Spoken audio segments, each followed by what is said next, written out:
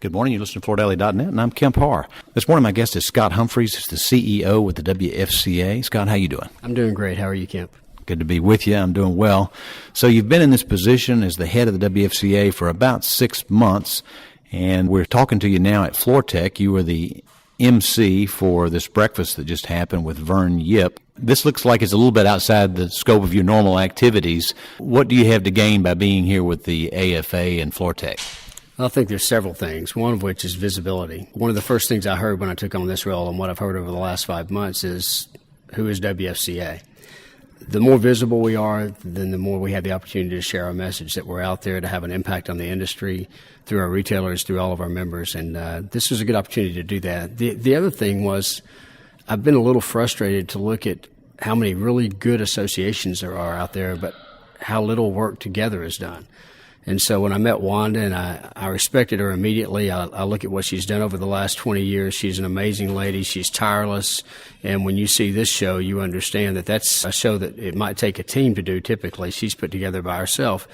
I wanted to support her, and we've formed a very good relationship. We'll continue to do things going forward, as I will with members of a lot of the associations. Michael Martin with the NWFA, Dean Thompson with the Resilient Floor Covering Institute. I'm going out to speak at their meeting next month. I'm just doing everything I can to bridge the gap, and I know a lot of them have the same motive that I do.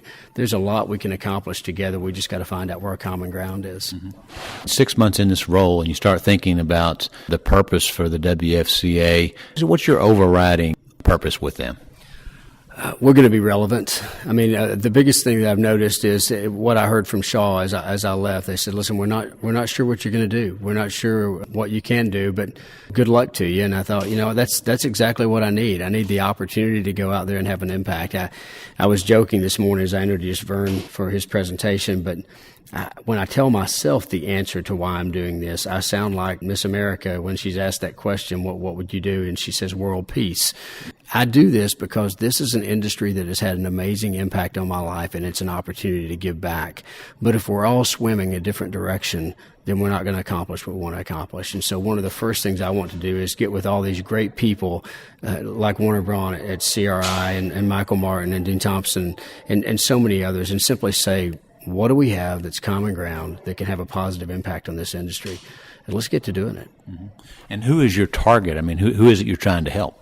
Well, we obviously want to help the retailer. That's the major part of our membership, but we've got a lot of membership. We have manufacturers, distributors, cleaners, inspectors, and by the way, I've had meetings and luncheons with all of those different groups talking about how we can have a major impact on their business going forward. There's no doubt when I'm able to share our forward direction, and I want to sit down and meet with our board on that at the beginning of October, but it's a change in direction, but it's really a more rifle approach to our direction. And instead of throwing everything out there and hoping the right stuff sticks, we want to make sure that we have a focused effort that will impact everybody. And that's one of the things I'm excited. I'd love to share with you right now, as we've already talked about. But more than anything, I want my board to understand the value that they are to these volunteers that commit their time to us. I want them to know first and to make sure that they're on board with it before we go any further. I did an interview with Santo Trasivia a couple of weeks ago when we were running through the U.S. Census numbers on the number of independent retailers, and through this recession, that number has gone from 14,000 to under 12,000. What do you think's holding the retailer back? What can they do to get better? I think we're stuck in the rut. By the way, that was a very good interview. I heard that, and the title itself kind of inspired me to look and see, because that's a challenge we talk about everywhere I go. All the associations exist to make this industry strong. I think that we are still trying to do things the way we've always done them and expecting a different result. We're not relying a lot on each other. We tend to live on our own islands and silos.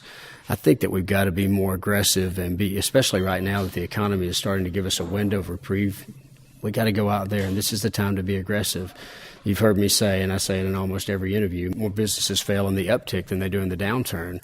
We've got to be prepared for success. This is the time to take some risks, to do things differently, to find unique ways to reach the consumer and to get them into your store. And the tools are out there, whether through WFCA, which we have a plethora of tools, but you've got them through the buying groups, you've got them through the manufacturing groups, whether it's carpet, resilient, hardwood, laminate, there are tools out there. Simply tap into those tools. Make sure your people are the best people. If you look at what the big boxes do, they get a lot of business by accident. But what they don't do is spend a lot of time training their people to be successful, to be the people to meet the need of the end consumer. What a great way to differentiate yourself. I would simply sit down if I were a retailer and say, what are the things that I can do that they do not? Because there's no doubt when you look at that demise of that independent retail that you're just talking about, on the plus side of that is what the big boxes have gained. Well, I think Wanda, I got to give her a lot of credit. You started out praising her initially, but this speech that was given today by Vern Yip is part of the solution. You know, when you start talking to retailers and you start thinking about what the consumer is actually looking for when she goes into the store, and then Wanda has this show today and has Vern Yip talking about design and fashion. So I think that's the key, don't you? I do. And one of the things I noted is typically if we talk about designers, in this industry, we think that's just somebody who had a good eye for it. That they suddenly walked into a room and they figured out that paint on the wall goes with that sofa or goes with that window covering.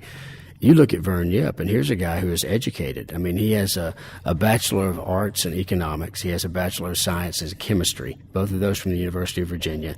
Then he goes on back to Georgia Tech after he decides, you know what, I've got a heart for design. He goes back and he gets an MBA, as he said, just so his mom would know he had something to fall back on. And then he gets a Master's of Architecture. And, you know, through a series of breaks that he takes advantage of, he becomes one of the most prominent, at least well-known interior designers in the United States and maybe in the world. But he saw the opportunity, he took advantage of the opportunity, and now he uses it as a positive platform, not just to continue to have a positive impact on design, but also if you look at all the philanthropy he's involved in, just a good guy. What are we going to see next from the WFCA?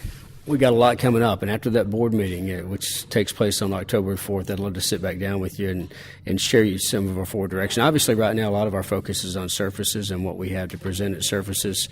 Probably the primary focus. We're looking at some additional benefits. We're looking at making sure that we have the right benefits in place. We're reevaluating some of the things that we are doing to see if that's time well spent.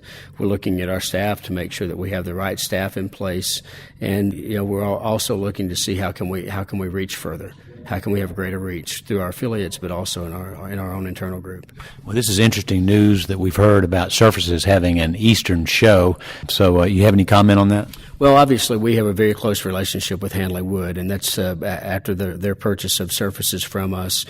We have a very good contractual agreement with them, and we look forward to doing anything we can to reach more independent retailers, professional retailers, commercial, residential, so that they can do what they do and do it well. There are a lot of tools out there, as I've already said. We want to be reaching as many as we can. Hanley Wood is a very good avenue for us to reach out, and I think the intent and our hope is that they're going to reach some people in the East that don't go all the way to Las Vegas, so that our reach is a lot stronger and deeper than it is today. Yeah, my only concern is that they take a little bit of the horsepower out of the show in Vegas and subjugate it, but we'll just have to wait and see, won't we? Yeah, that's always the risk. I mean, I'm sure they've evaluated that. We've had some discussions on it, but they felt like this is something they need to do, and we're going to support it. All right. Well, it's great to talk to you, Scott. Again, been talking to Scott Humphrey on the opening day of the FloorTech show in Dalton. Scott's the CEO of the WFCA, and you've been listening to Kemp Harr and FloorDaily.net.